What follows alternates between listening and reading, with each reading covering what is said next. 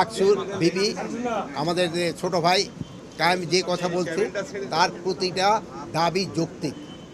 আমরা এই দাবিগুলি এর আগেও আমরা কিছু কিছু আপনাদের সামনে বলছি যে আমরা ইভেন গতকালকে মিটিংয়ের পরে বলেছি যে এইগুলি আমাদের আরও বেগবান করতে হবে এবং তাদের এই যৌক্তিক দাবিগুলি আমরা অবশ্যই করব।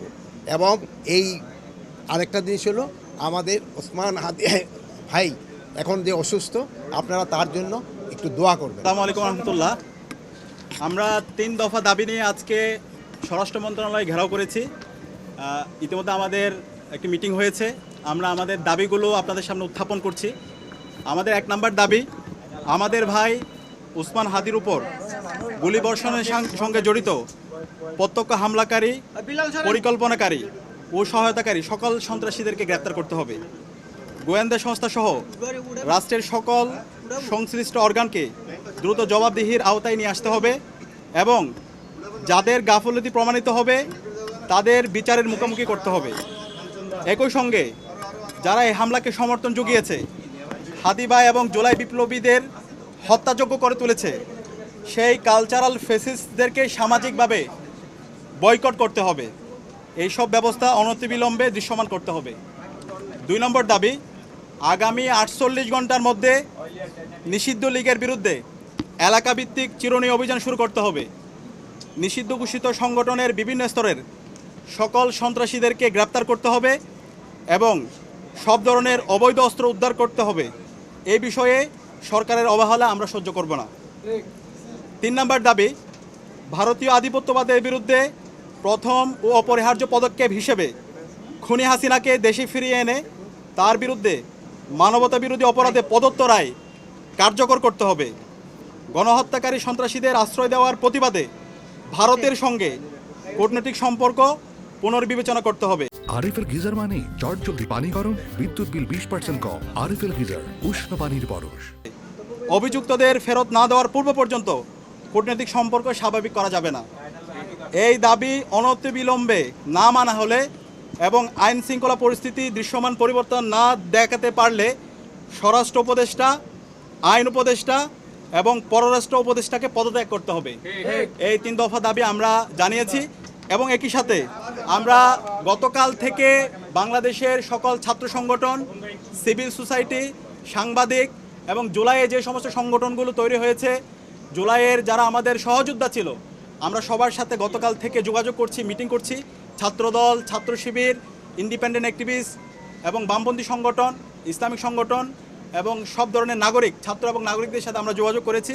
আমরা সারা দেশে সবাইকে ঐক্যবদ্ধ হওয়ার জন্য আমাদের ফেসিবাদের বিরুদ্ধে, আমাদের কমন এনিমি ভারতের যে যারা বাংলাদেশে দাসত্ব কায়েম করতে চায় এবং একই সাথে এই পতিত ফেসিস্টদের বিরুদ্ধে আমাদের ঐক্যবদ্ধ হওয়ার জন্য আমরা সবার সাথে কথা বলেছি এবং সকল ফেসিবাদ বিরোধী যারা আন্দোলন সংগ্রাম করেছে সবাই একমত হয়েছে এবং খুব দ্রুতই সকল ফেসিবাদ বিরোধী আমরা যারা জুলাই একসাথে নেমেছিলাম আমাদের সম্মিলিত কর্মসূচি আপনারা দেখতে পাবেন।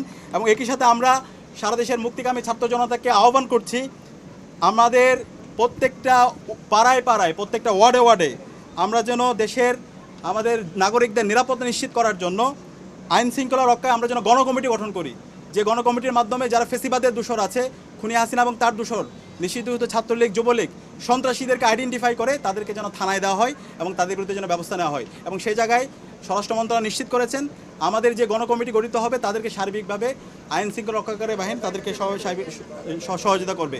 এবং যেই দিল্লি আজকে খুনি হাসিনা এবং তার দূষরদেরকে, সন্ত্রাসীদেরকে আশ্রয় দিচ্ছে এবং দিল্লি থেকে আমাদের বাংলাদেশকে বিভিন্নভাবে উত্তপ্ত করার চেষ্টা করা হচ্ছে, সেই দিল্লির সাথে আমাদের যে পররাষ্ট্র মন্ত্রণালয় আছে, পররাষ্ট্র মন্ত্রণালয়ের কূটনৈতিকভাবে তাদের বিরুদ্ধে আমাদের যে সম্পর্ক সেটাকে পুনর্বিবেচনা করতে হবে।